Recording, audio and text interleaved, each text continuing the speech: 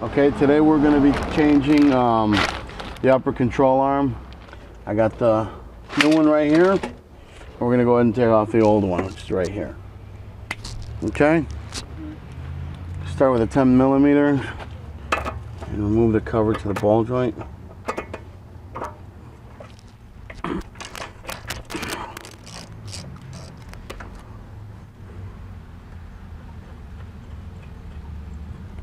Okay, we're going to go ahead and take the cotter pin off of this. Using a pair of pliers. Just go ahead and push it through. Hopefully, come out easy. There we go.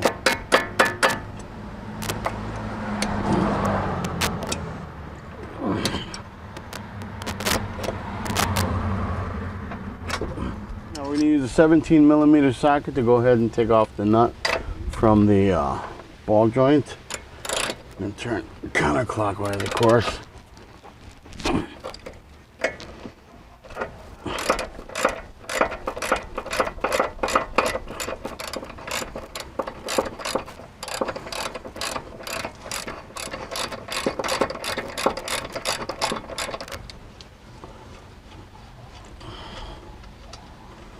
Okay.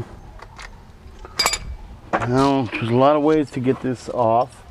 I've seen other people hit it with a hammer, so we're going to go ahead and get a hammer and try that. Okay, we're going to take a hammer and kind of beat on this a little bit, see if we can get it to come out.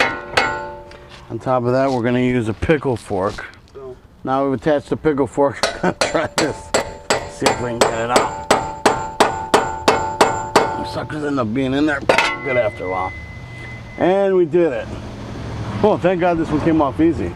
The other side was a nightmare. Okay, now that we've got this separated, as you can see, we need to unscrew it from the top. Okay, now we're up here by the, I guess, fuse box. And we're gonna go ahead and take off these two screws, one here and one over here, to go ahead and take this off so that we can get to the nuts that are connected to the control arm so that we can remove it. Go ahead and take these off right quick. Here's one. And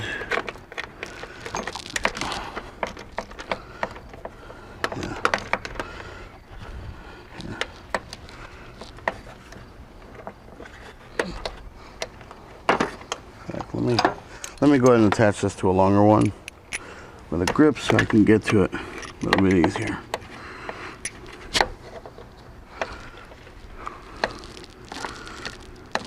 And that's two. As you can see, we have access to the two bolts right here, one right here and one right here, in which we're going to go ahead and take off so that we can get the control arm off. These are the two screws that we'll be taking off, this one and this one. These are to the shock. So this one and this one.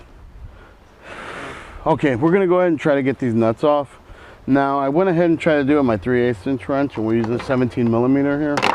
And with the extended bar, I don't know if I'm going to include any of it, but I was just yanking on it. I couldn't do anything. So I'm including my bigger one, 1/2 inch wrench, and hopefully we'll be able to get it off. There we go. Easy peasy, whatever. Go ahead and get this one off. In fact, probably now I can go ahead and start using the smaller one. First one off. I guess if my wrenches could talk, the 3/8 ones would say that it loosened it for the 1/2 inch one. Okay, so that's the first one off. We're going to go ahead and get the second one off. And using my trusty Craftsman tools. Bobby, can you give me that pole right there? I'm going to do the same thing. We're going to increase the distance on the wrench to increase that torque because unfortunately I don't have enough strength. There we go. And let's go ahead and switch wrenches again.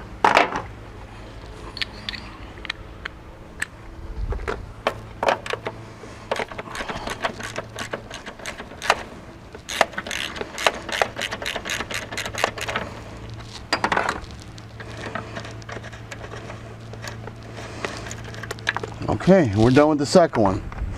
Now hopefully the control arm should just come right off.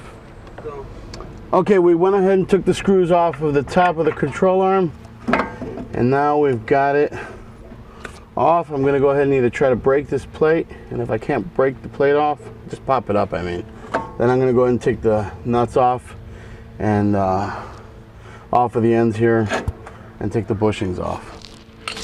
So let's try, actually let's just go ahead and take those off. I'm gonna use a 14mm wrench and a 15mm wrench. Okay, I got my 15mm on the inside, which I'm hoping is 15. Let me check if that's 14. Maybe they're 14mm on this side both. Yeah, they are. Okay, well, either way. I'm gonna go ahead and try to break this sucker off. Ah. Can somebody give me a pipe? I'm gonna go ahead and use the pipe method again. Increasing the distance. I'll increase the torque. There we go. Okay, and you can just use any old pipe you can get your hands on that'll fit around your wrench. That'll give you some distance from the wrench. Now, if you can, of course, use a breaker bar, but fortunately for me, I use Craftsman wrenches, and if I go ahead and break it, it doesn't really matter. I can just walk to the store and go get another one to replace it on the spot. So I'm always willing to give it a shot. Save myself the money on the breaker bar. Okay, now let's do the other side. Let's see, we're gonna go right to tight, left to loosen.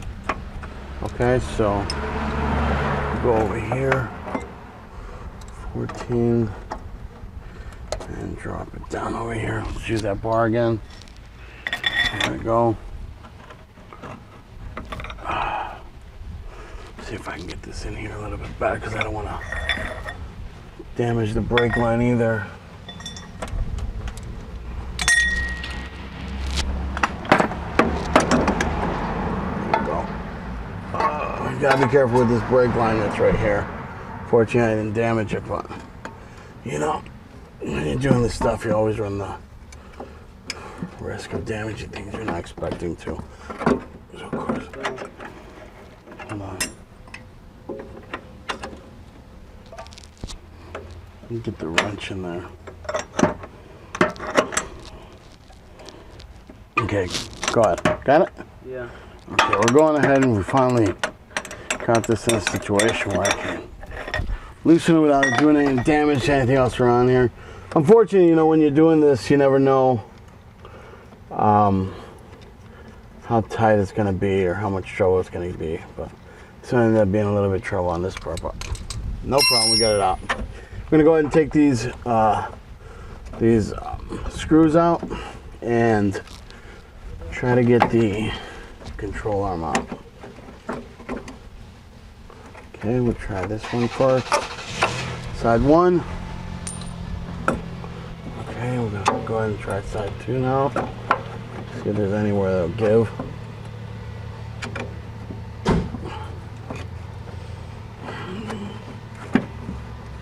Let's see.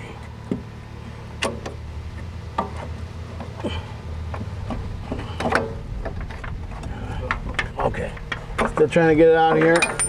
Finally get it out. See it comes apart. Here's the old one. Here's the new one we're going to go ahead and be putting on. We can go ahead and wiggle this part out now. Wherever we see. There we go. Look at how beat up that sucker was. Okay, I've gone ahead and taken the nuts off of this.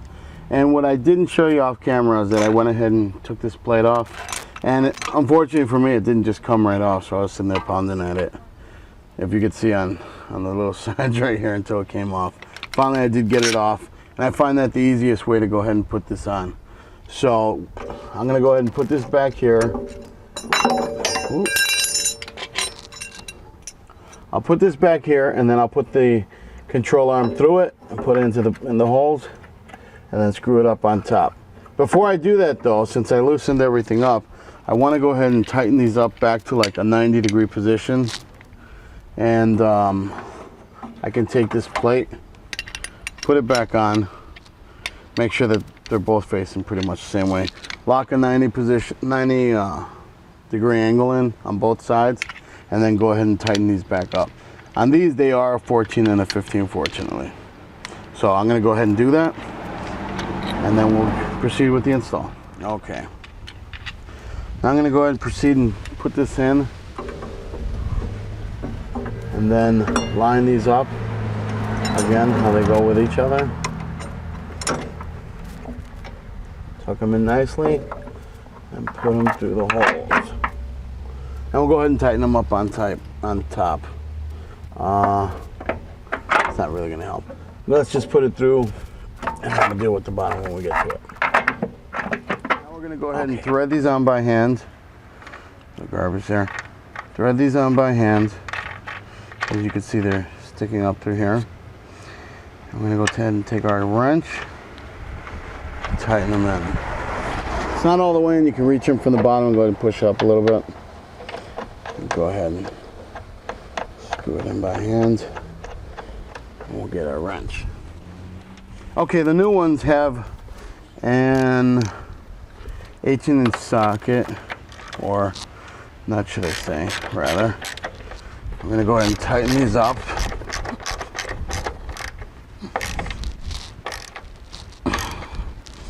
Okay, tighten up as much as I can with the wrench. Then we'll add some torque to it. I don't know the exact specifications for how much torque this should have, but I just say super tight, you know. You don't want the sucker to pop off your car. Okay, that's good. Yeah. So the other one.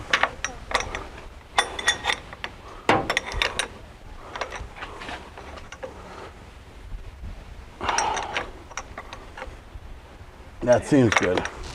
And put these screws back on. We're going to use 10 millimeter bit. Thread these by hand at first. I don't want to strip anything. And thread this with the extension. And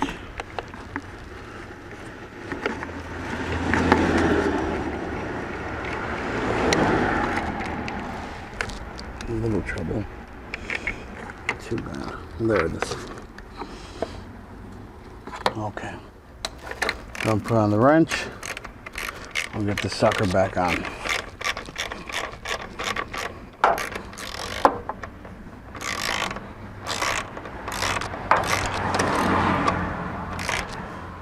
Okay. Of course, you don't want these very tight.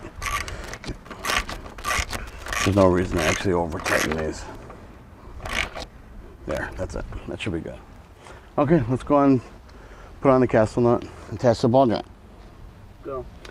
Now we're back at the bottom. We're going to go ahead and attach the ball joint through. And let's see here. There we go. I don't know if you guys can see them. Left hand, so I tend to block the camera. But here we go. Put the castle nut on. Thread it by hand. And go and get our wrench. And I'm using 17 millimeter bit. And we're going to go ahead and tighten this through. As you can see, this gap right here is closing as I'm tightening it.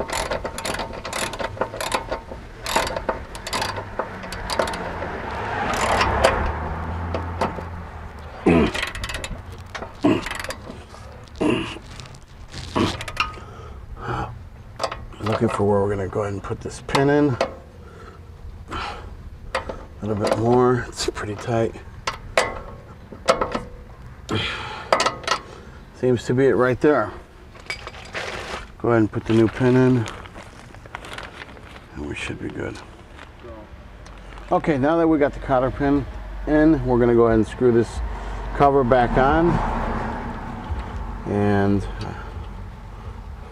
it's kind of giving a little bit of trouble, but let's do the other side first, I guess. Here.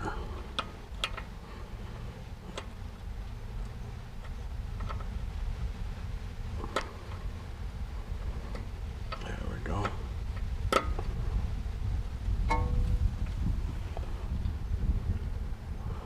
Get the other side in.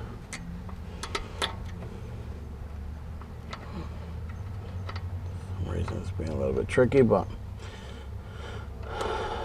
it'll go in. Here we go. Okay.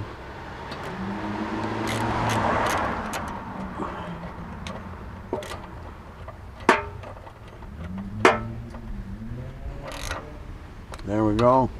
I just put these in snug.